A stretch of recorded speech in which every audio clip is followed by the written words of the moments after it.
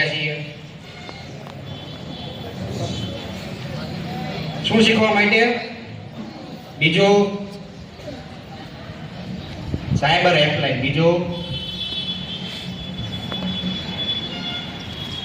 પોલીસની કામગીરી વિશે હું તમને માહિતી આપીશ થોડીક.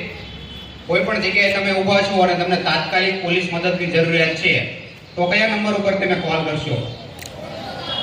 કયા નંબર ઉપર? 7મા ધોરણમાં ભણતી હતી તો એક છોકરો એને રોજ એને પાછળ બાઇક લઈને આવતો હતો અને હેરાન કરતો હતો.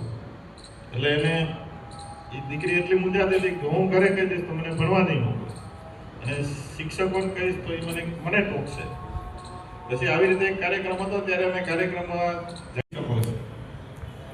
એટલે પોલીસથી કોઈ બીવાની જરૂર નથી. પોલીસને હંમેશા તમારી સાથે જ છે. પોલીસ એમ માનીને રહેવાનું છે અને જે ગુનેગારો હશે એને ડરવાનું હોય છે. ડરવાનું હોય છે ને જે ગુનો કરે.